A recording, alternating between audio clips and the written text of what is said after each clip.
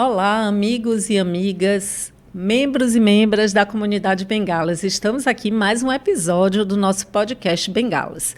E como a gente sempre busca trazer temas interessantes, pessoas competentes e preparadas para te acolher e para facilitar a sua vida, hoje eu vou falar aí desse universo empresarial relacionado à longevidade e ao cuidado.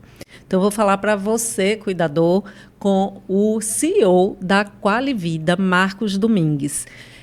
Marcos me foi indicado por um amigo em comum, mas quando eu fui dar uma olhada lá no site da Qualivida e vi lá home care, delivery de saúde, eu achei tudo aquilo tão interessante. Eu falei, preciso conversar com essa pessoa. E aí acatei a indicação e trouxe aqui Marcos Domingues. Marcos, obrigada por aceitar o nosso convite. E agora você pode fazer uma apresentação mais formal sua. Como eu te disse, eu gosto mais de dizer o porquê que eu trouxe do que o quem, porque você é melhor do que ninguém para falar de você mesmo. Obrigado, Marta. É um prazer enorme estar aqui conversando com a comunidade, conversando com todo mundo e trazendo esse processo do envelhecimento, né? Afinal de contas, nós estamos envelhecendo e pouca gente tem consciência de que a gente vai precisar ser cuidado também, né? Sim. Então, estudar sobre isso para mim é algo que eu venho fazendo diariamente e trazendo um pouco da conexão da longevidade com a minha história. Eu comecei a trabalhar com longevidade em 96. Eu tinha 19 anos, minha mãe tinha uma agência de viagens e o principal negócio dela era levar pessoas 60 a mais para os teatros. Olha! Pegava em casa, comprava os ingressos e levava para o teatro. E a gente chegou a levar num show de Roberto Carlos, ele tinha, 20 anos, 30 anos que não vinha à Bahia e veio dar um show no Baiano. Foram 15 vans com 230 idosos, de cadeira de roda, bengala, muleta, de tudo. Isso em 98, mais ou menos.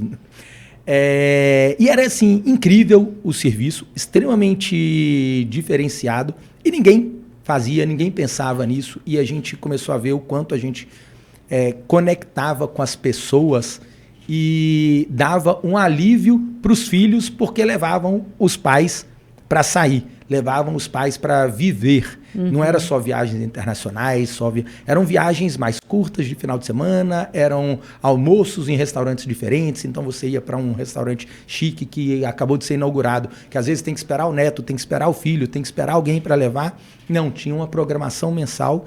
E isso passou, eu trabalhei com eles até 2001, ela tocou esse projeto até 2018, quando ela envelheceu. E aí ela falou assim, Marcos, cansei. Agora eu preciso de alguém para cuidar de mim. Eu já estou com 70 anos. Eu quero ser levada para o teatro por alguém. Eu estou fazendo isso há 20 anos já. E eu já estava em outro negócio, já estava na área de saúde, empreendendo em home care. E não tinha noção de que uma coisa tinha conexão com a outra. Quando um dia eu estou no escritório e vejo o nome de uma cliente do teatro que virou paciente de home care. E eu falei assim, caramba, dona fulana é nossa paciente. E ela era uma pessoa cheia de vida, cheia de alegria e tudo, e agora precisa dos cuidados. E aí caiu a ficha de quanto tempo eu estava cuidando de pessoas na longevidade, eu estava conectado com isso. E foi quando a gente resolveu criar uma outra unidade de negócio na Qualivida, que era uma empresa de home care. Foi fundada como uma empresa de home care, atendendo planos de saúde, convênio e tudo.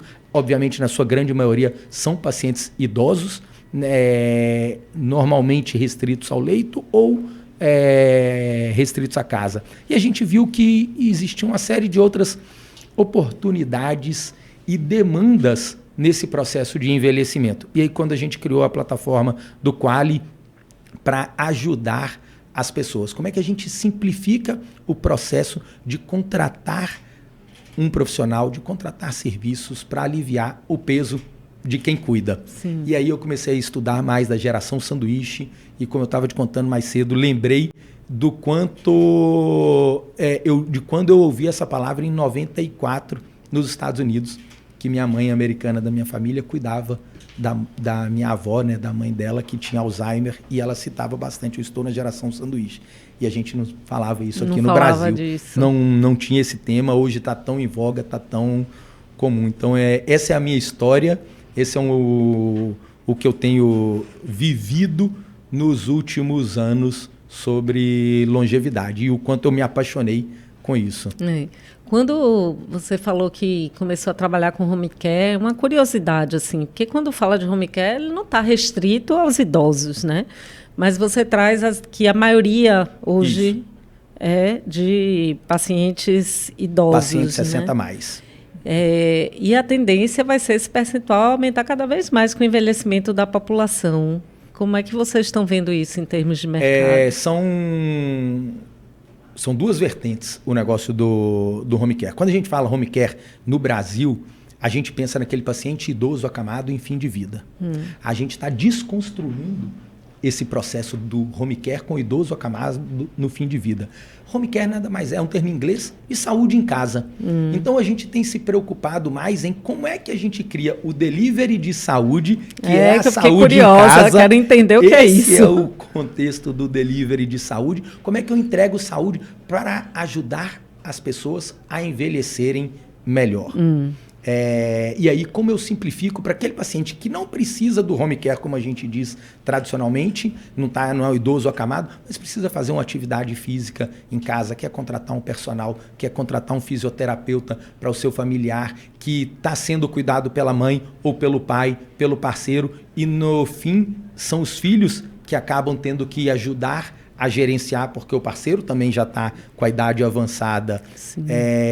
E aí, como é que a gente simplifica isso para eles? Ajudar e aí concentra lá e vocês fornecem os serviços que precisa. Veio de uma experiência que eu tive com uma tia em Belo Horizonte. Eu já estava há 12 anos no mercado de home care, 12, 13 anos. E uma tia de 80 anos, 82 anos na época, ela caiu, fraturou o fêmur, clássico de queda de idoso, e precisou operar, foi para casa, precisou de fisioterapeuta, cadeira de rodas, cadeira de banho, cama, aquela demanda toda. Eu falei, isso é fácil para mim, vou tirar de letra. Peguei o avião, fui para Belo Horizonte, vou cuidar da minha tia. Eu tenho uma empresa de home care, eu já sei como tudo funciona. Cheguei lá, não tinha os fornecedores, não tinha a rede de contato que eu tenho aqui em Salvador. Falei, caramba, isso é uma loucura. Gerenciar isso tudo sozinho.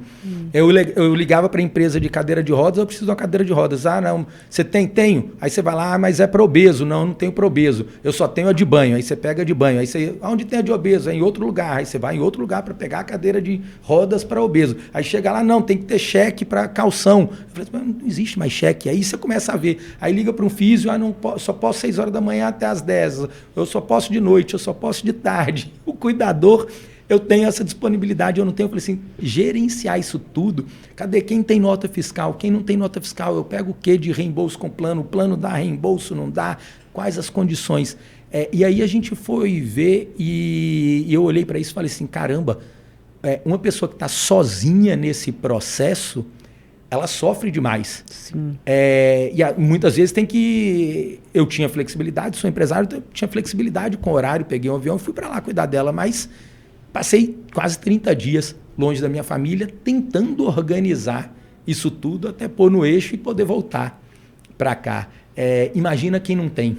Sim. Isso. Então, é daí que nasce o Quali, que é a plataforma de delivery de saúde. Como é que eu concentro isso tudo num carrinho de compras, com compras recorrentes, com pagamento no cartão de crédito? Então tem produto e tem serviço. Tem produtos e tem serviços. Locação também ou só compra? Não, locação. Locação. Locação de equipamentos, cadeira de rodas, muleta, tudo isso, para ajudar. Porque a gente não sabe, minha tia mesmo, ela voltou a andar com 2 meses, 3 meses. Então o fisioterapeuta foi lá, fez um trabalho, ela foi... Saiu da cadeira de rodas para o andador, para depois uma bengala. Hoje ela usa uma bengala e tem vida normal. De novo. Vai fazer... na época ela tinha 85, ela vai fazer 88 agora. Então, é esse processo de cuidado, às vezes ele é temporário. E não é restrito de um home care com aquela coisa toda pesada em casa. Não, ele passou ali 2 meses, 3 meses, mas a pessoa precisa ser simples. Não dá mais para ser complicado e pesado. Sim. É isso que a gente pensa nesse processo. E aí tem outras coisas que é o ajudar. Como é que eu crio informação, como é que a gente orienta, como é que a gente faz check-ups da longevidade para a pessoa ir envelhecendo melhor. Quando você traz do facilitar, um dos caminhos do Bengalas é facilitar, mas com informação, né? Porque a gente não presta o serviço, mas a gente quer que as pessoas saibam como fazer, onde buscar, para onde ir.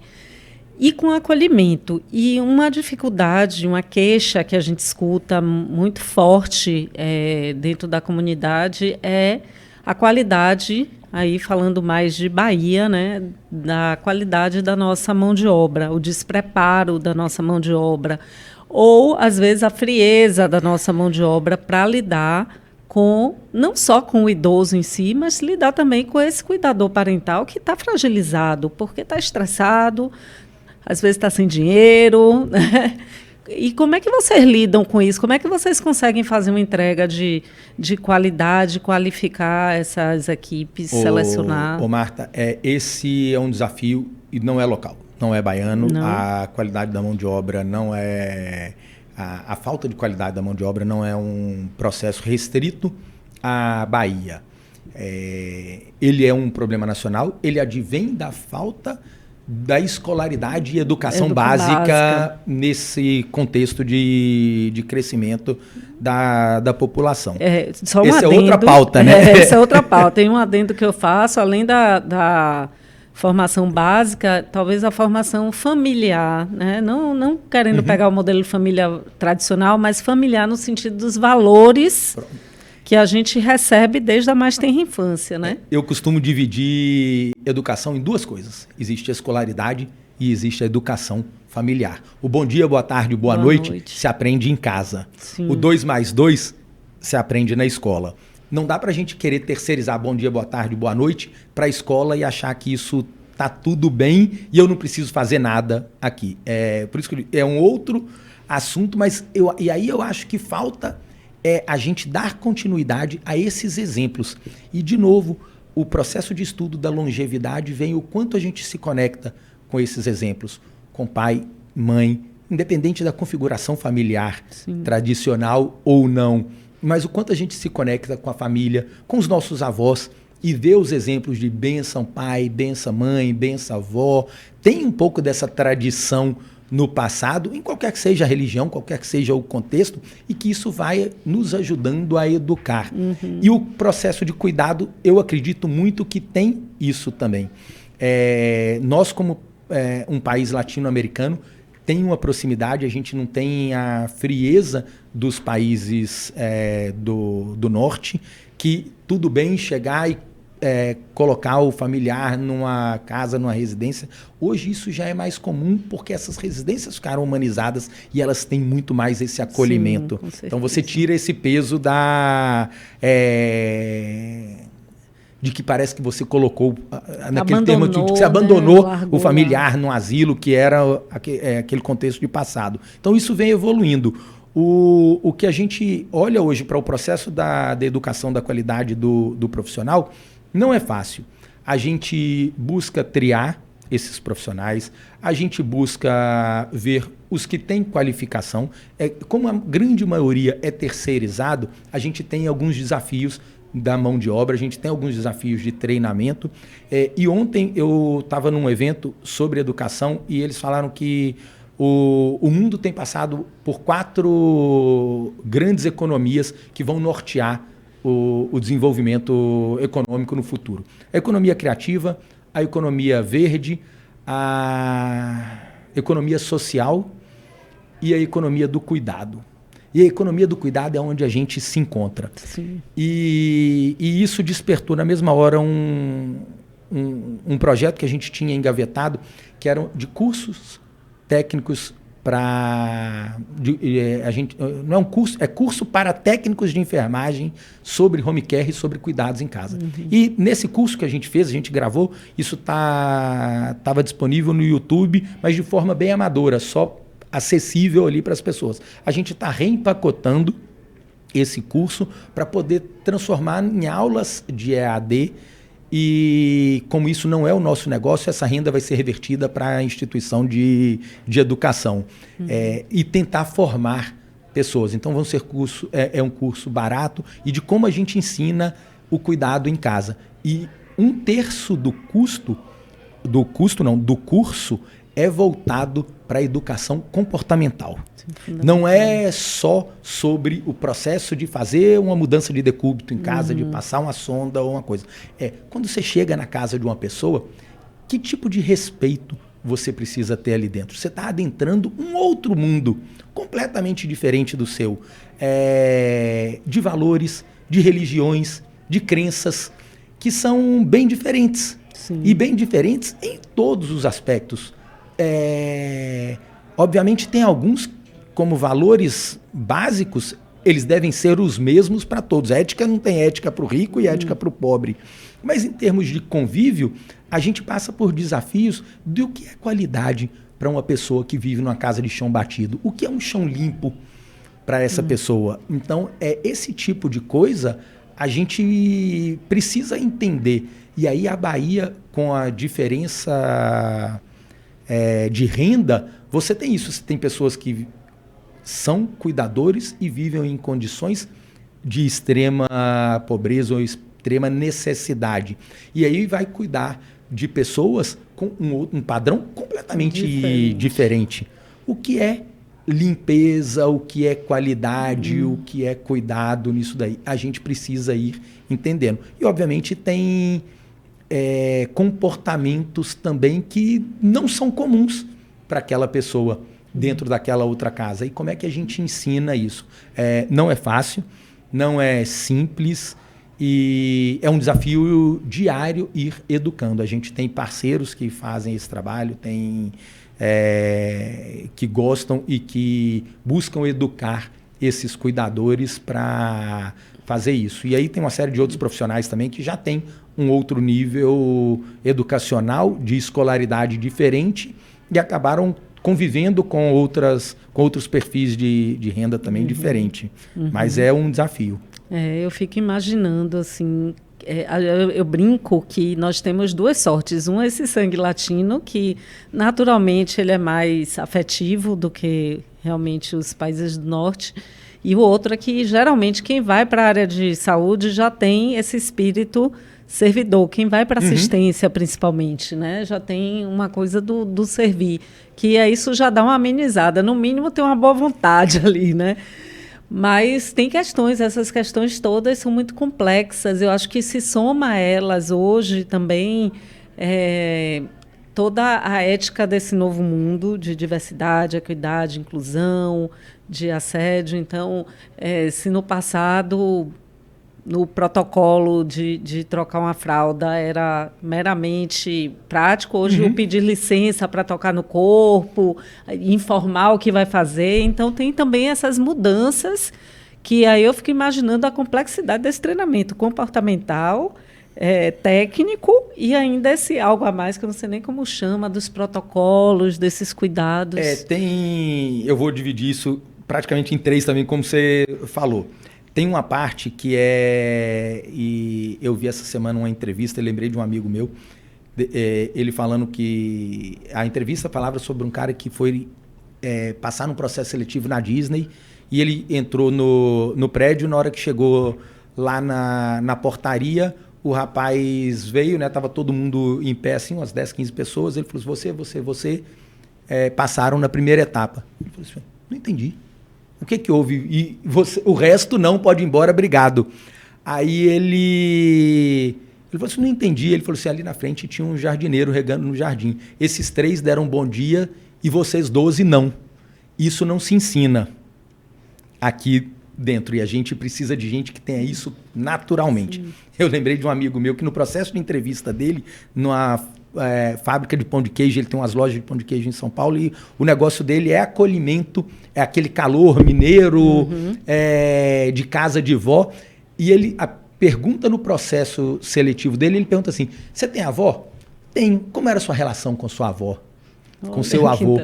E se a pessoa traz uma relação de carinho, de cuidado, aquela pessoa já está pré-selecionada. Eu não tenho... Ele falou assim, eu não consigo ensinar o que é carinho e cuidado. A gente tem buscado coisas desse tipo para olhar para o cuidado. Então, quando a pessoa vem e fala, poxa, eu cuidava da minha avó, minha relação era com isso, a gente explora mais, a gente consegue sentir esse perfil do cuidado também nas pessoas. A outra coisa é educação de protocolos, a parte de ética e...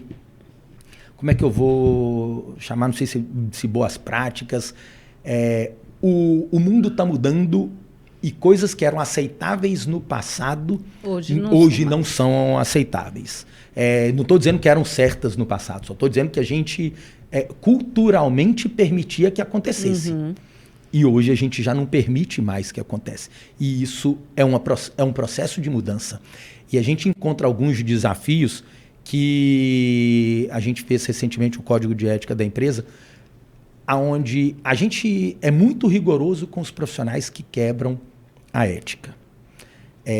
Como diz Aristóteles, não existe ética no pensamento. A ética é na prática. Perfeito. Na hora que eu levo isso para o processo de que todo dia eu cobro dos nossos profissionais um rigor ético, a gente passou também a adotar uma outra postura que é aquele familiar também que quebra a ética com os nossos profissionais, perfeito. Ele está passivo de ser denunciado também. E isso é importante a gente frisar, porque não é ética só para um lado. Sim, tem que ser para os dois. A ética é uma só. Então não dá para ter desrespeito racial com o profissional dentro de casa. A gente precisa trazer isso.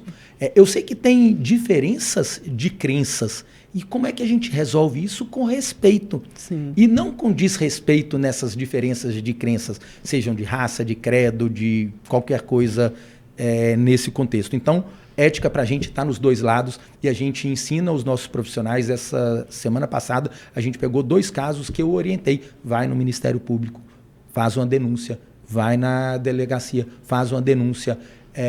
Tem um protocolo para isso e a gente precisa explicar isso também para os profissionais, porque isso dá segurança de que ele tem, de quem cuida também está sendo acolhido. Sim. Não é só da família. E a gente procura conversar, de novo, não é sobre o permitir, mas o quanto a gente está entendendo que aquele familiar, às vezes, está mais estressado, está sem paciência, já está sobrecarregado, às vezes está cuidando do ente querido há 10 anos, 12 anos. E é um processo, como você disse, né? Psicologicamente a gente precisa entender, porque a gente vai envelhecendo com ele. Como minha mãe falou, seu Marcos, eu já não tenho mais paciência para levar 20, 30, 40 pessoas no teatro e ficar no telefone 2, 3, 4 horas ouvindo um monte de coisa. Eu agora quero falar e quero ser ouvida. E isso vai cansando e vai esgotando. Como é que a gente vai criando válvulas de escape? Como é que a gente vai ajudando o cuidador, que não necessariamente é um profissional, é um familiar, como você traz bem na comunidade bengala. Né? E é interessante isso que você traz. Nossa, música para os meus ouvidos, meu outro lado de administradora, consultora empresarial, escutar isso eu fico muito feliz. A gente já foi chamado em empresas de saúde para treinar os colaboradores como se posicionar diante de pacientes e cuidadores tóxicos, né? E saber identificar o que é esse momento, que é semelhante até à lógica do assédio, né? Tem regularidade, né? Tem uso do poder, ou se é um momento, porque um momento todos nós temos, né? Exatamente. É isso que eu busco diferenciar com eles na hora que a gente ouve. E como se posicionar, porque muitas vezes essas pessoas, essa mesma base educacional que não dá o respaldo para alguns comportamentos, também não permite essas pessoas se acharem até merecedoras ou no direito de fazer uma denúncia, de olhar nos olhos e dar um limite de maneira educada, não sabem nem como fazer isso. Então, é uma complexidade grande. A gente tá experimentando como é que isso vai funcionar. Como eu disse, a ficha vai caindo à medida que a gente vai vivendo os desafios, à medida que a gente vai mudando as nossas percepções de tolerância às coisas que não eram certas no passado e que a gente vai aprendendo, né? Que não dá para ser mais certo daqui para frente também. Então, quais as repercussões disso, como é que a gente lida com isso. Tem famílias que aceitam, tem famílias que não aceitam, tem famílias que criam verdadeiros desafios para serem atendidas e às vezes culpam a todos ao redor e a gente procura, através do serviço social bem ativo, entender como é que eu consigo, em que momento eu consigo acessar aquela família, qual é a porta de acesso naquela família para eu dizer assim, calma, desse jeito você não vai conseguir ninguém para continuar o cuidado do seu familiar, nem você vai dar conta. Sim. E como é que a gente faz? Como é que a gente traz aquela pessoa para perto da gente, resgata e diz assim, olha, calma, nós estamos aqui para te ajudar, para simplificar a sua vida, para te acolher. Não estou dizendo que é fácil, mas esse é o nosso propósito. Porque a gente estava falando antes sobre o que nos move, o que me move é isso, e saber que eu estou envelhecendo e lá na frente eu preciso de alguém que vai cuidar de mim. Se a gente não tiver uma morta, tipo Ayrton Senna, Ricardo Boechat, sei lá, buf, papuf, o processo de envelhecimento vai nos levar a necessidades de cuidado. Sim. Ir na linha do Gandhi, né? Seja a mudança que você quer ver no mundo. Então, comece a preparar esse terreno. E a gente precisa pensar nisso, né? Isso é legítimo pensar nisso.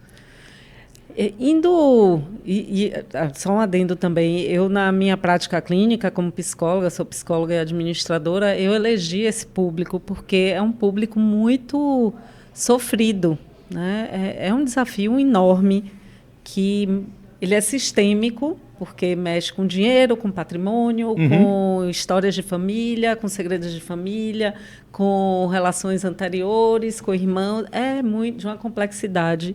E se essas pessoas não têm esse acolhimento, porque por mais que você treine, tem a subjetividade do sujeito, né? A pessoa, cada caso é um caso, cada história é uma história. Eu imagino que isso muitas vezes respinga nos serviços. E o serviço, na verdade, ele se propõe ali a prestar o serviço, né? E não a ter que resolver todas as questões da pessoa.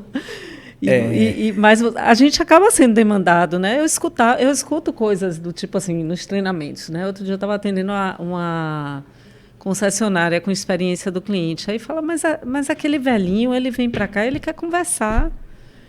E eu tenho uma meta aqui de atender em tanto tempo, tantas pessoas, mas ele vem para conversar, ele chega aqui, não, meu carro está ótimo, só vim tomar um cafezinho, eu faço o quê com essa pessoa? Então, assim, administrar isso também deve ser um desafio, né? Você me lembrou de um caso de um paciente que a gente teve que era bem interessante. A gente está na mesma casa na Qualivida, ali em Ondina, há 14 anos. E logo quando a gente mudou para lá, tinha um senhor que morava na rua e extremamente ativo, andava, ele, vai ser o quê aí? Aí ele, todo dia, toda semana, ele ia lá, passava, entrava, batia na porta, entrava, não, vim só ver como é que você está, se vocês quiserem tomar um café, pode vir lá na minha casa, pode fazer, estou aqui do lado, isso. E ele foi envelhecendo. E depois ele virou nosso paciente. E a gente foi sentindo o quanto ele ficava sentado, tinha uma varanda lá na empresa, na sede, que dava de frente para o jardim dele. E toda vez que a gente chegava na varanda, às vezes para falar no telefone, ele ficava de lá da varanda sem poder se locomover, mas abanando o braço. Olha, estou aqui, hein? Tudo bem? Como é que vocês estão? Essa necessidade de contato. Isso é muito legal. Isso, eu digo que trabalhar com a longevidade me trouxe duas grandes descobertas. A descoberta da beleza das relações familiares de longo prazo, e de novo não tem nada a ver com a família tradicional, tem a ver com o que a gente escolhe ser a família, e aí o quanto a gente se conecta com isso e vai precisando dessas pessoas para cuidar da gente também, seja só mesmo um cuidado afetivo, uma ligação, um carinho, uma conversa de vez em quando, nos ajudar a dar risada, mas no outro lado ele mostra também o lado, nem tudo é luz, né? Tem o lado sombra. O lado sombra dos desafios familiares. Que são expostos, como você disse, segredos de família, brigas de patrimônio, heranças. Eu vou cuidar de painho porque eu amo e quero ficar com ele aqui em casa, enquanto, na verdade, ele está atrás da pensão de painho. E o cuidado é lastimável. A gente vê isso. E aí chega a irmã, chega o irmão e diz, não, meu pai está mal cuidado, a fralda não é trocada há 3 dias, não sei o quê. E aí começa aquelas brigas. E aí, de novo, isso vai cansando a família, vai desgastando, respinga inevitavelmente nos profissionais. Tem casos de abandono, tem tudo isso. E a gente sempre tenta ver como é que a gente acessa de novo, aquela família para encontrar um ponto de equilíbrio. Nós não vamos resolver esses problemas, não vamos resolver problemas de sucessão, brigas de patrimônio, filhos que sofreram abusos dos mais diversos de seus pais. Sim. E hoje são obrigados a cuidar deles. E aí a gente às vezes vê, e eu conversava muito com a assistente social que tinha lá na Quali, e ela falava assim, Marcos, eu falei, caramba, eu não consigo ver isso, essa pessoa tratando o pai assim, a mãe assim. Ela falou assim, Marcos, você não sabe como esse pai foi. Que pai, que mãe foi essa para esse filho, que às vezes ele nunca quis ter essa mãe, ou conseguiu ter algum tipo de relação, e hoje se vê com esse peso dentro de casa, não tem renda, a mãe às vezes não tem renda para contribuir e ela ainda consome boa parte da renda da casa com os cuidados. Isso priva a família de muita coisa. Priva a família de uma saída, priva de um cinema, de ir na praia, de viajar, de curtir com o marido, com o esposo, seja lá quem for. E, como você bem sabe, né? Isso recai mais sobre as mulheres, esse processo. Mas são os desafios que a gente tem, de como vai ser. Lá em casa, somos 3 homens. Não tem mulher para ser aqui. A gente vai empurrar para a irmã tomar conta. E a gente divide bem esse processo. A gente conversa muito entre os 3 para dividir.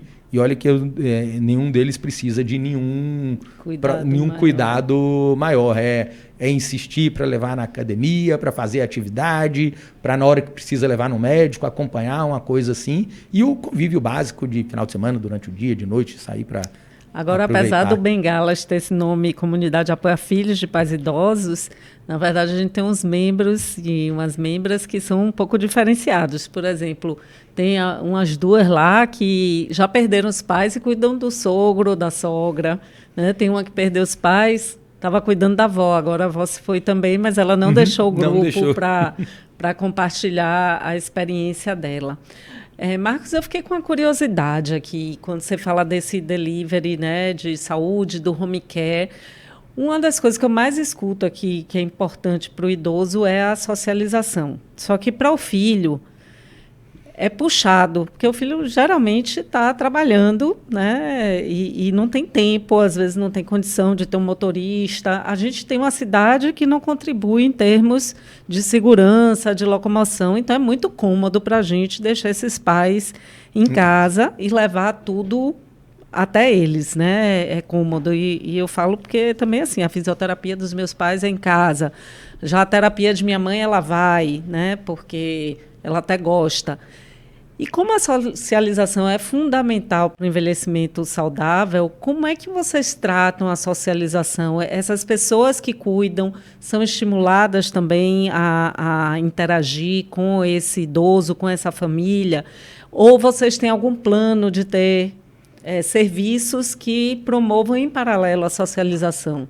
Esse é um desafio interessante, é uma questão interessante. Porque, como eu disse, o começo da minha história com longevidade foi levando esses idosos para se socializarem. Promovia jantares, promovia eventos. E aí eu me lembro de diversas vezes, eu tinha que ir... eu sou péssimo de dança, mas elas queriam ir dançar comigo. Vai ter o show vai ter o jantar do International Women's Club, não sei das quantas. Lá ia eu, com 19 anos de idade, queria estar numa boate com os amigos. E estava com os amigos e passava a sexta-feira, o sábado de noite, com dança de salão num jantar com 200 pessoas, 60, 70, 90 mais. Socializando com donas Heloísa, Suzanas, Lucis, Margotes e tantas outras que eu tenho um carinho enorme na memória. E essa socialização, ela tem vários estudos que mostram que o declínio cognitivo ele cai mais por causa da falta de socialização do que outros contextos. Musculação é ótimo, ajuda muito na cognição, na preservação da memória, disso tudo, mas a socialização tem um papel muito grande.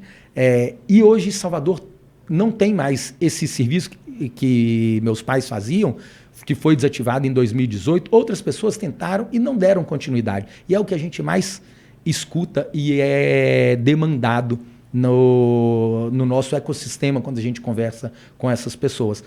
Poxa, aquele serviço que seus pais faziam, que você fazia, quem está fazendo hoje? Quem que você indica? Não tem. Se alguém souber aqui em Salvador, quiser explorar isso, está aberto. Desse serviço não tem, mas a gente já entrevistou aqui, que é interessante, talvez vocês já conheçam, mas para mim foi novidade, as concierges, né? Que não exatamente levam grupos, mas levam a pessoa. Então, o idoso quer ir tomar um sorvete, quer ir dar um passeio, e aí a concierge pega, leva, passeia. Passeia, a gente tem alguns. Isso não é em grupo, é isolado. Mas pelo menos a concierge, ela interage, isso. Tem esse cuidado, né? É qualificada para isso. É um outro perfil de profissional que a gente indica em alguns casos. Eu não tenho a família mora fora, a gente tem clientes que a família mora em Israel, que a família mora em Portugal, que a família mora na Itália, e contrata às vezes porque os pais estão aqui, precisa ir lá fazer uma visita médica, precisa fazer uma fisioterapia, precisa ir um fono, e às vezes a gente indica um motorista de Uber de confiança, indica uma pessoa para acompanhar num exame.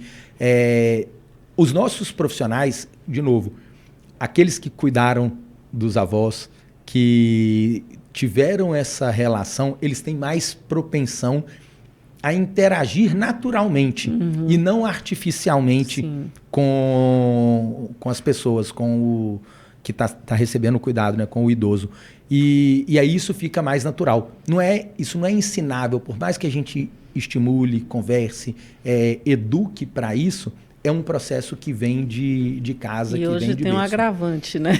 Eu li outro dia que já existe uma quantidade de idosos viciados no celular, viciados em tela, tanto quanto os jovens. Então fica o cuidador de um lado da tela e o velhinho do outro achando que é interação. E não é. A interação para o idoso é o olho no olho, é a risada, é aquela piada que você já contou 500 vezes, é aquela mesma história, é pedir para ele repetir a mesma história várias vezes, é um sair para dançar. A gente, lá na Qualivida, com alguns pacientes de home care, a gente está para resgatar esse projeto de forma mais institucional mesmo, porque ele é feito esporadicamente. Mas a gente quer lançar, que é realizando sonhos. Quais os sonhos dessas pessoas que às vezes ficam em casa sem esse acesso? Eu quero ver o jogo do Bahia, eu quero ir no shopping. Outro dia um motorista me ligou e falou assim: Marcos, eu estou voltando do exame e o paciente pediu para eu parar na praia, ao invés de eu voltar pela paralela, voltar pela orla, que ele quer ver o mar. Eu posso? Eu falei, claro, pare. Converse com um profissional na ambulância, um enfermeiro. Porque o enfermeiro disse que é perigoso, que não sei o quê. Então você vai parar, encosta a ambulância com fundo, abre as portas do fundo, levanta a cadeira e vê o que esse paciente quer ver o mar. De quantos anos ele não sai de casa, sai para fazer um exame e não vai realizar um desejo desse? Não sei quanto tempo essa pessoa tem de vida, se é finito ou se ele está num temporário. Assim, o contexto dele permite que é um transporte de emergência, não está voltando para casa, está estável. Então pronto, por que não realizar. Então, os nossos profissionais são estimulados a realizar esses pequenos desejos que não têm grande risco ao paciente. A família diz, não, a gente sabe, não quero parar 10 horas aqui, descer com ele para a praia, não. Tira, puxa a cadeira um pouquinho, puxa a maca, abre o fundo da ambulância, olha, isso é estimulado para eles fazerem. Então, assim, tem o Para a Praia, que é um projeto super legal, e a gente leva vários pacientes nossos para esse evento. Então, a gente faz. A gente gostaria de poder fazer mais e de que tivessem outros para um nível abaixo daquele idoso que não está no home care de novo, mas que ele está num processo de envelhecimento que nós iremos e como é que a gente vai sair com grupos, para ir no cinema, para ir jantar e socializar de fato, conversar, ver outras coisas diferentes. O que eu enxergo aí é um grande mercado com o envelhecimento da população. E, às vezes, quando eu falo isso, o meu lado administradora brilha os olhos, mas meu lado trabalho voluntário, psicóloga, fala assim, está pensando o quê? No mercado, no dinheiro e tal. Mas, assim, o bom negócio é aquele que resolve o problema de alguém, atende a necessidade de alguém, né? E, para mim, aqui no Bengalas, foi uma surpresa ver que já existem algumas coisas, como a concierge, que eu não sabia que existia. E o que é mais que tem aí que você tem visto, até você viajando para outros lugares, de bons negócios, negócios necessários e oportunidades que ainda não estão acontecendo aqui? Oportunidades, né, e ideias, elas têm aos montes. O que a gente tem visto? O mercado de envelhecimento no Brasil, ele cresce absurdamente. O Brasil, diferente de outros países, ele é o país dos grandes países que envelhece mais rápido. A gente vai atingir 20% da população em menos tempo do que os Estados Unidos. Saiu do boom produtivo para o país envelhecido. Nos anos 80, 70, 90, a gente ouvia o Brasil é um país jovem. Isso. Hoje o Brasil é um país que está se tornando idoso, velho. E isso é 40 anos. Esse cenário de 40 anos de envelhecimento, ele traz várias oportunidades e vários contextos que a gente vai ter que aprender. A Previdência é algo que vai ser muito pressionada para quem quer se aposentar muito cedo e viver por muito tempo disso, com cada vez menos gente contribuindo. Então, é um desafio os problemas da Previdência e como é que a gente vai criar produtos de Previdência para pessoas que vivem por mais tempo, como é que a gente vai criar produtos de seguros por mais tempo. A gente costuma olhar, e isso é muito discutido no mercado de home care, a judicialização do home care. Eu vou só abrir esse parênteses porque eu acho que aqui tem outras oportunidades que ainda não estão exploradas. E eu gosto de trazer dois paralelos, o início e o fim da vida.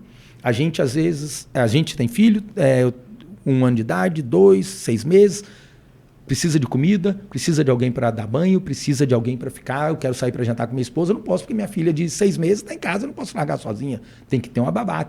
Na hora que a gente vai para o outro extremo da vida, eu não quero ficar com meu pai o dia inteiro, com minha mãe, com meu avô, com não sei quem, eu não quero dar, mas ele precisa de fralda. Aí judicializa o plano, achando que isso é responsabilidade do plano, esse cuidado. E na Constituição brasileira diz que o cuidado dos pais é com os filhos e dos filhos com os pais.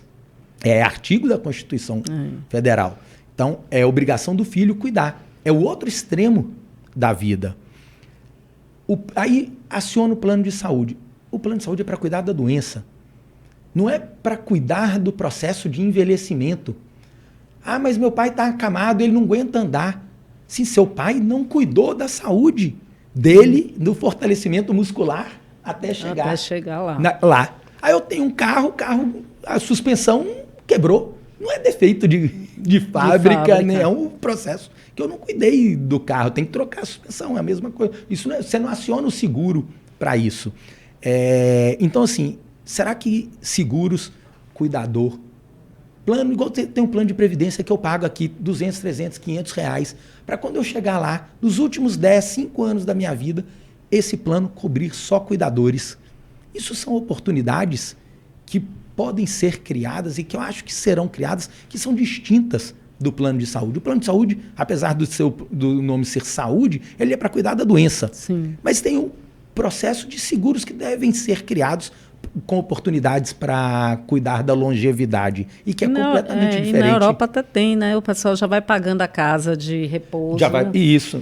Que aqui, né, lar de longa permanência, instituição de longa permanência de idosos, mas, enfim, as casas de repouso, o pessoal já vai pagando. E por que não pagar o seu cuidador? O seu cuidador. O seu seguro cuidador, a sua poupança cuidador, né? Já que nós somos mais calorosos e no cuidado que quer em casa, que é esse processo todo. Então, eu acho que essas são as oportunidades, e junto com como é que eu vou fazer a interação social dos idosos com mais facilidade, com serviços, com mobilidade para ele. Ainda é difícil você achar em Salvador, você tem 1, 2, 3 Ubers que tem estrutura para cadeira de rodas. Então, assim, isso são oportunidades de negócios cada vez mais surgindo para microempreendimentos. Assim como empresas de cuidadores. A gente tem um interior ainda completamente desassistido. Então, assim, tem muita coisa para ser feita para o idoso, para o mercado sênior. E, de novo, não é o idoso sênior do fim de vida. Tem uma cadeia enorme aqui antes, na área de saúde, na área de interação. A gente estava falando sobre a economia social. O evento que eu fui, que ensina empreendedorismo nas escolas públicas. Tem um programa que é Executivos na Escola, vai acontecer agora dia 20 de maio. É para contar a história de sucesso do empreendimento que foi a sua vida. Será que esses idosos, quanta história eles têm para irem na escola pública para contar? Olha, eu conheci outro dia o seu Tadeu, ele foi diretor, presidente da Coelba, muitos anos, e eletrificou todo o interior da Bahia. A história dele sobre a eletrificação da Chapada, aquela cruz que tem em cima do Pai Inácio, lá do Morro do Pai Inácio, foi ele que colocou e levou a primeira iluminação para Lençóis, para Palmeiras, para o Capão e tudo isso. Isso nos anos 50, 60. Imagina a história de um senhor desse sendo contada ali por ele mesmo nesse processo todo. Então, assim, é uma parte de socialização. São oportunidades para a pessoa se sentir útil e como é que eu conecto?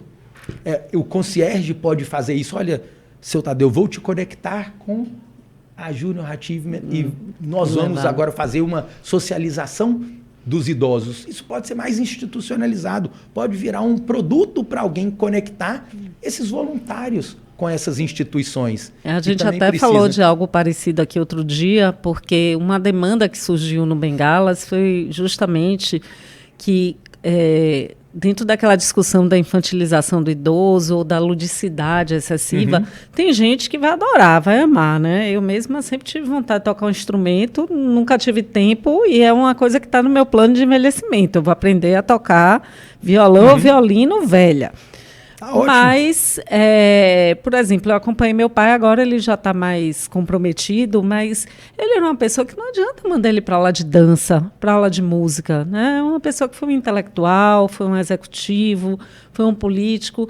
E aí, eu lembro uma vez que ele foi na escolinha da minha filha, ainda ela era muito pequenininha, e contar a história dele, como foi legal. Ele se sentiu super bem, o pessoal adorou, minha filha ficou feliz da vida, né, com o exemplo do avô. E aí eu fico pensando, poxa, se ele tivesse melhor, né, mais lúcido, a contribuição dele como um mentor de uma empresa ou como um mentor de uma prefeitura no interior. E são essas atividades, um conselho. Ele chegou a trabalhar no Conselho de Mandu, Santa Casa, muito tempo, mas ele poderia até ter como voluntário para ocupar o tempo, para se sentir útil, tá em outras instâncias, mas não. Aí, quando a gente vai procurar, tem o quê? Tem aquele negócio de fazer trabalho cognitivo, aí tem a dança de salão, e eu falo, não, nada disso aqui é a cara dele, né? Então, a gente também tem que pensar nos vários perfis de pessoas e as pessoas que realmente ainda estão muito lúcidas, muito orientadas, muito ativas. Você conseguir fazer conexões desse tipo, onde ela se sinta útil, valorizada, compartilhe conhecimento, ensine outras pessoas, é incrível.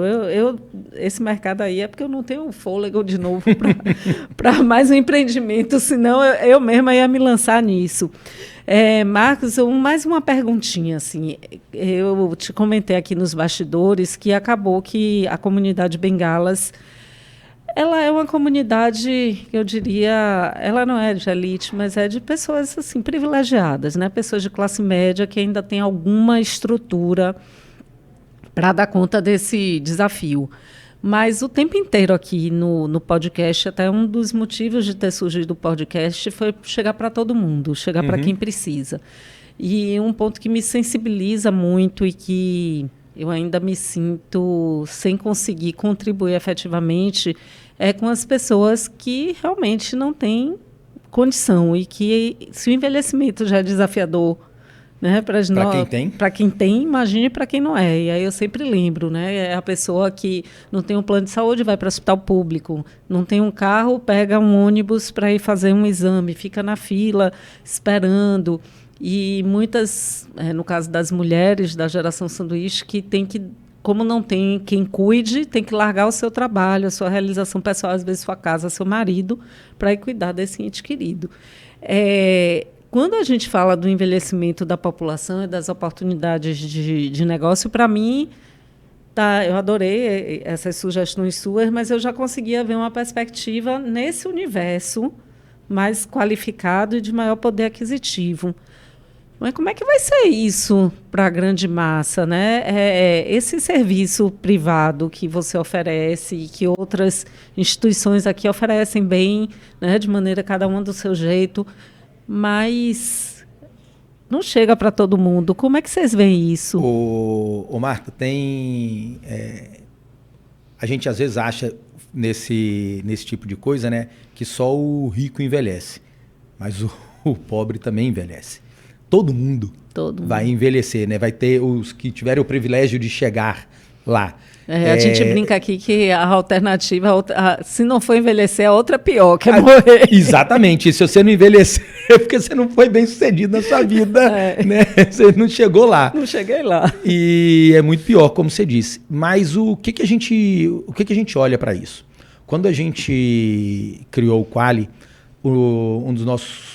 das nossas missões é simplificar e democratizar o acesso à saúde em casa. Isso para a gente está na essência. E a gente olha para outros serviços que foram democratizados. E eu vou trazer um aqui sem preconceito de classe trabalhadora. O Uber com o táxi. Eu não sei se você lembra quanto é que você pagava em média num táxi para um aeroporto, dali, sei lá, do Iguatemi para o aeroporto, há 10 anos atrás, 2014, antes da entrada do Uber. 80, 100 reais. Eu peguei um Uber hoje, do aeroporto para cá. Acabei de chegar de São Paulo, deu 41 reais. É metade do preço, 10 anos depois. A gasolina deve estar, sei lá, 6 vezes, 7 vezes mais cara do que era 10 anos atrás. Carro está 3, 4 vezes mais caro, pelo menos, do que era 10 anos atrás. Mão de obra. E como é que o serviço caiu pela metade o preço? O serviço é o mesmo. Transporte do ponto A ao ponto B através de um carro com motorista. Você pode até questionar, o carro é pior, hoje está mais... como é que fala? Danificado do Uber versus o táxi. O quanto fica para esse motorista. O quanto fica para esse motorista e tudo, mas o fato é que os motoristas de táxis não eram ricos e milionários. Sim. E nem os do Uber também são ricos e milionários, mas sustentam uma economia, pagam as contas de casa, colocam filhos em escolas, faculdades, aluguel e tudo isso, e conseguem sobreviver com isso. A gente olha para o processo de tecnologia, e não só como a tecnologia, o aplicativo, a parte de codificação, mas como essas ideias do mercado tech democratizaram os serviços. A gente não andava de táxi com a mesma frequência que anda hoje. As pessoas de classe mais baixa, o táxi era completamente inacessível. E o Uber hoje já é acessível. Já é acessível. Num dia de chuva, as pessoas de classe social mais baixa pegam o Uber, ao invés de se fazem um sacrifíciozinho. Então, isso é uma democratização do transporte. Como eu enxergo que aconteceu essa democratização? O táxi ficava num ponto de táxi, ele fazia 2, 3 corridas por dia. O Uber faz, você vai falar assim, Marcos, mas ele faz 50. Mas ele faz 50 de várias corridas, ele ia para o aeroporto, ele não voltava ocupado. E hoje o Uber vai e volta ocupado. Então, você tira a ociosidade e permite que a rentabilidade do negócio aumente. O motorista está dirigindo de volta do aeroporto para cá de qualquer jeito. Melhor com passageiro do que vazio, do que sem.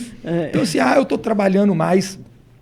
Não é trabalhando mais, eu estou me movimentando, eu tirei a ociosidade. Se a gente conseguir jogar todos os fisioterapeutas num serviço, nessa plataforma, para que ele possa atender só aqui essa região do Caminho das Árvores. É muito melhor do que ele ter paciente na Barra, na Graça, em Pernambués, em Vila Laura, em Vilas do Atlântico e Caminho das Árvores. Ele perde mais tempo no trânsito e no deslocamento para fazer a mesma receita, que às vezes ele pode fazer aqui, atendendo 1,5 de pacientes a mais. Não estou nem falando para atender o dobro dos pacientes, porque ele não tem deslocamento.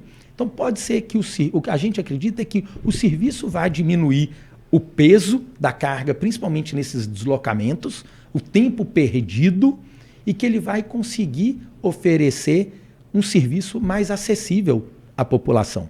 Não estou querendo depreciar o preço do serviço de ninguém. Vão ter profissionais que vão conseguir ganhar muito mais. Mas vão ter profissionais que querem entrar no mercado de trabalho, estão construindo a carreira, tem outro tipo de educação, tem outro tipo de filosofia. Sim, ou de ambição. Ou de ambição e tudo isso. Então, assim, esse processo, cada um vai escolher para quem vai querer atender e como, e qual é o valor da sua remuneração. Então, eu acredito mais no processo da democratização, e isso não quer dizer que eu estou depreciando o serviço daquele profissional que cobra um valor lá em cima. Mas eu acredito que vão ter profissionais, e hoje tem muitos profissionais que às vezes estão dirigindo Uber porque não consegue acessar o mercado de saúde. E o que a gente quer é que ele acesse o mercado de saúde porque através do nosso aplicativo, através da nossa aplicação. Eu quero dar a oportunidade a esse profissional atender pacientes. E como é que eu dou essa oportunidade? Não dá para cobrar o mesmo preço de um cara que está com 3 especializações há 10, 15 anos de experiência.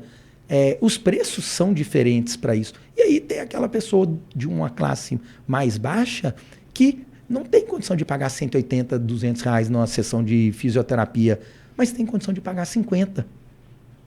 Tem condições de pagar 60, tem condições de pagar 40, não estou precificando nada, estou trazendo valores médios que às vezes a gente já sabe que é praticado, mas obviamente ele quer chegar nos 180. Seria ótimo se todo mundo tivesse dinheiro para pagar os 180 da sessão de fisioterapia, mas não tem. Nem todo mundo mora na Vitória, mora na Graça da vida. 80% da população de Salvador mora em bairros extremamente diferentes do nosso padrão. E a gente não pode deixar essas pessoas assistidas. Quando a gente olha para o Brasil, então, são 50 milhões de brasileiros que têm acesso a plano de saúde. 75% da população não tem acesso a plano de saúde. O SUS faz um trabalho belíssimo, excepcional, mas também não tem dinheiro para todo mundo. E quando a gente olha do tamanho da pizza de dinheiro na saúde, quase 30% de tudo que se gasta em saúde é particular. Então existe uma oportunidade enorme para se criar serviços diversos para essa população que já está pagando, às vezes está fazendo um sacrifício muito maior, e através de uma plataforma que democratize, que tire essa ociosidade e concentre os profissionais em cada região, ele não perca tanto tempo de deslocamento, não gaste tanto com gasolina, que não é um valor produtivo, não é um gasto produtivo, e ele possa atender mais gente com a mesma rentabilidade. Isso daí. Então a gente aqui mais qualidade de vida para ele, claro. E para o paciente.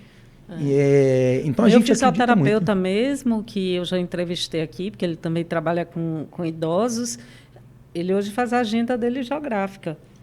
Então, ele não me atende no dia que eu quero. Ele fala, tal dia eu estou na sua região. Né? Quer nesses dias? Quero. Não quer?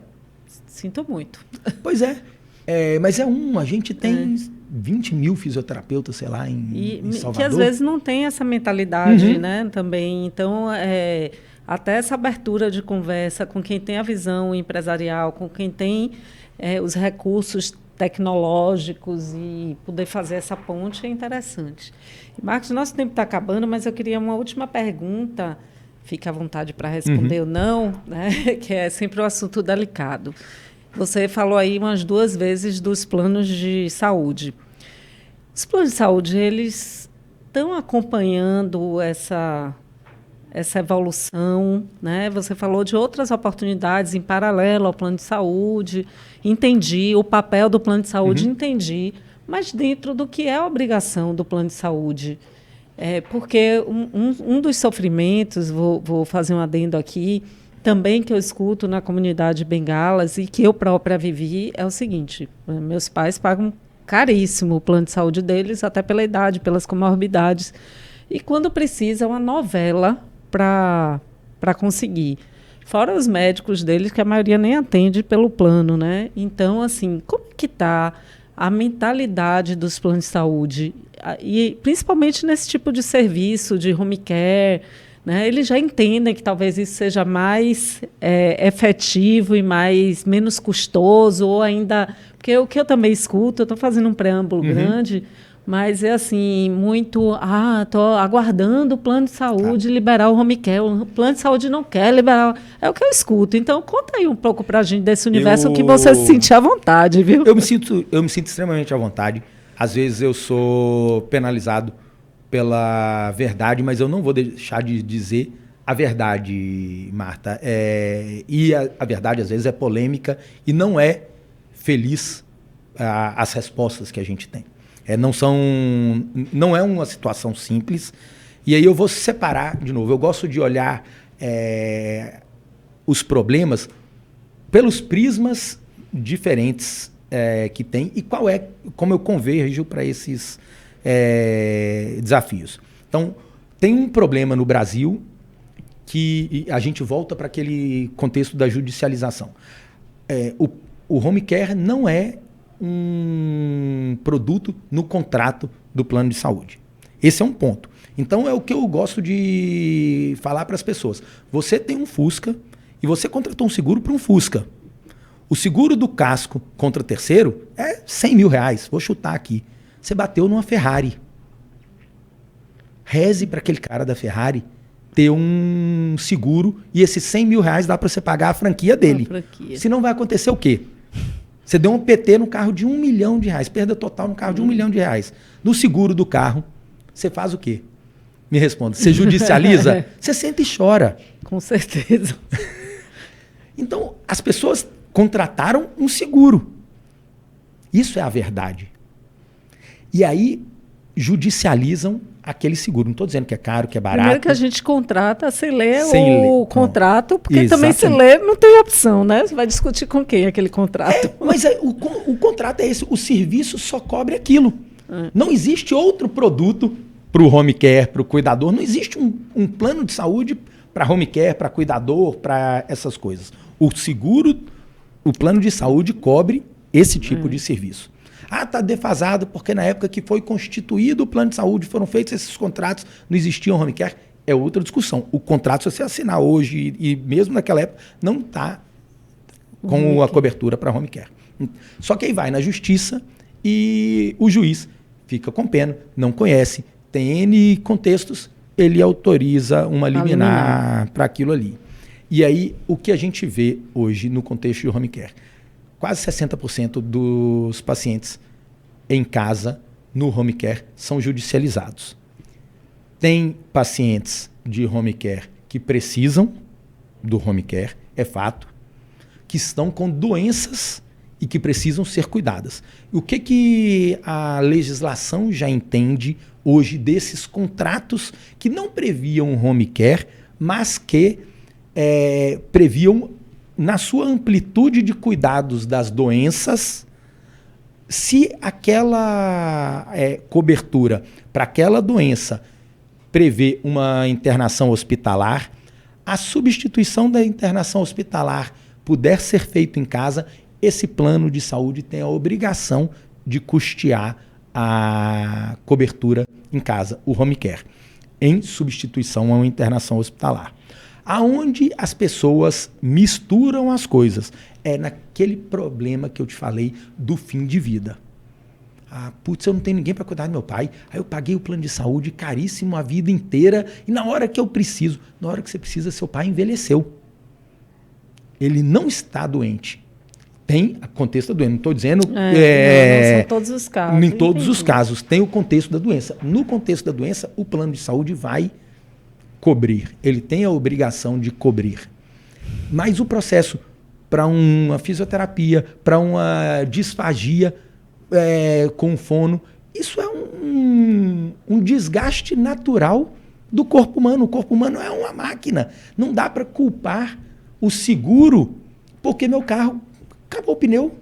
Porque eu não posso entrar na justiça contra a seguradora do carro, porque meu carro, para trocar o pneu do carro, para trocar o óleo do carro, a suspensão do carro. Isso é um desgaste natural da máquina. E o corpo humano é uma máquina. Tem vida, são outros 500.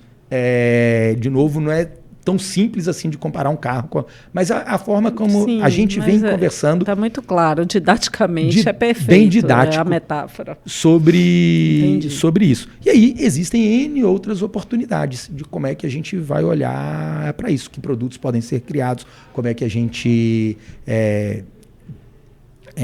conversa com as operadoras. E aí o outro prisma é quanto as operadoras ou os planos de saúde estão olhando para isso. Hoje, quando você conversa com as seguradoras, e aí que é uma categoria de planos, eu vou exemplificar e não estou dizendo que são assim, Bradesco, Amil, Sul América, são seguradoras diferentes de Cassis, Petrobras, que são autogestões. As seguradoras, elas são vendidas ou comercializadas, na sua grande maioria, para as empresas. E os funcionários são a sua grande base de clientes desses planos. A faixa etária desses colaboradores, média, é de 34 anos. Não tem pacientes idosos na sua grande base. A grande maioria são pacientes novos, ativos e tudo. Então, elas não estão olhando para isso no processo de envelhecimento. É uma falha, é um problema, ainda não é um desafio e um envelhecimento dessa carteira. Até porque, quando ele envelhece, ele sai da carteira. Porque aposenta, sai da empresa, ele não... E a gente não pode botar pais como dependentes na grandíssima... Praticamente todos. Né?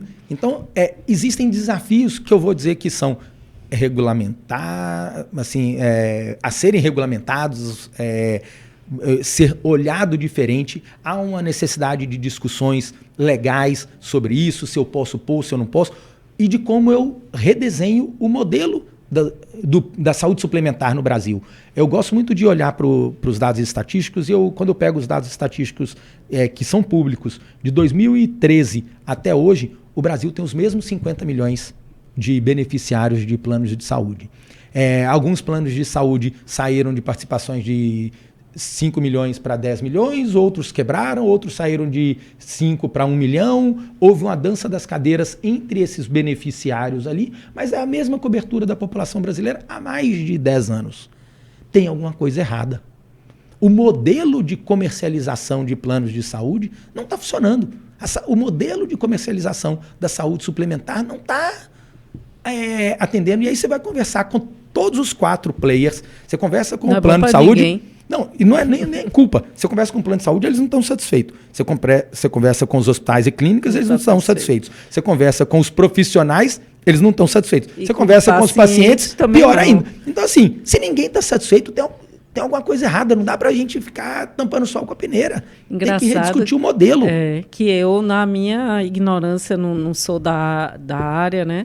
Mas essa pergunta eu já me fazia. Eu falava, gente, como é que isso existe? Isso não é bom para ninguém. Porque se eu encontro, aí falando né, empiricamente, assim, encontro meu amigo médico, ele reclama. Aí eu, como paciente, reclamo. Aí, de vez em quando, vou dar um treinamento no hospital, o pessoal reclama. Eu falo, esse negócio não é bom para ninguém. Aí tive uma amiga que trabalhou, né, numa dessas operadoras, reclama.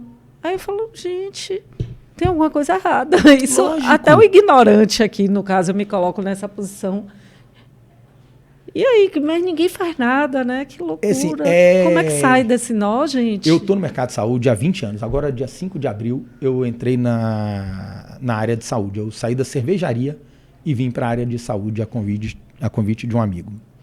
E semana que vem, né, na outra semana, eu vou para um evento de São Paulo que acontece há, sei lá, 20, 30 anos, 25 anos, que é a Feira Hospitalar. Na Feira Hospitalar se discute modelo de remuneração e modelo de sistema de saúde, e a discussão é a mesma. Eu vou chegar lá, eles vão estar falando sobre o modelo de remuneração dos médicos, sobre o modelo de remuneração dos profissionais, dos hospitais. E a gente não muda. Eu acredito muito nos modelos de startups. Vai chegar alguém de fora, quer a gente queira, quer a gente não queira, vai chegar um Uber tipo da saúde. E vai criar, de repente vai ser uma bomba, buf, e pulverizar todo o resto. Vai varrer. Não tem como isso se sustentar por muito tempo. E isso precisa ser visto. A gente está olhando para outros tipos de soluções. A gente, quando olha para as oportunidades do envelhecimento, e aí eu pego estatísticas americanas de 10 anos atrás, o home care nos Estados Unidos, 10, 12 anos atrás mais ou menos, era o maior empregador dos Estados Unidos. O cuidado de pessoas em casa e de idosos é o maior empregador dos Estados Unidos. Eu não sei quantos % da população trabalha cuidando de alguém em casa. Isso pode chegar no Brasil também. É uma forma de você tirar muita gente da ociosidade em casa para cuidar. Então, assim, existem milhares de oportunidades e nessas milhares de oportunidades, boas ideias estão sendo geridas, boas ideias estão sendo gestacionadas, eu acho que é a melhor palavra, estão sendo criadas, estão sendo testadas. Alguma delas vai vingar. A Quali é mais uma dentro de um oceano de oportunidades, de diversas frentes que existem para tentar fazer algo diferente no mercado de saúde. E olha que eu não estou falando nem de IA, que entra para outro tópico, outro nível de discussão. Eu estou falando do nível básico, sobre hackear o modelo do plano de saúde hoje. Do jeito que está, não vai dar. E isso não vai se sustentar, não é, ela vai quebrar lá na frente.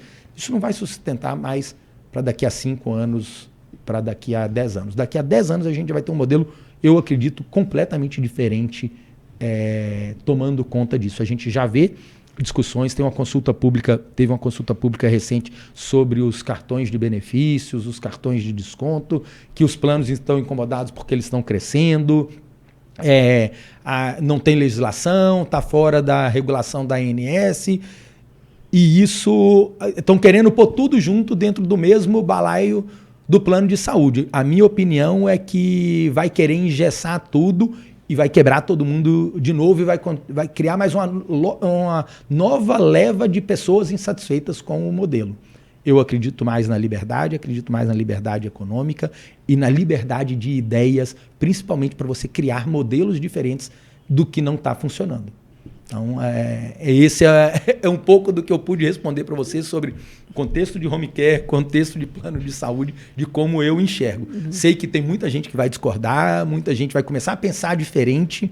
O meu objetivo é provocar, não é julgar ninguém que usou de instrumentos porque aí cada um sabe onde o calo aperta, qual é o contexto de cada um.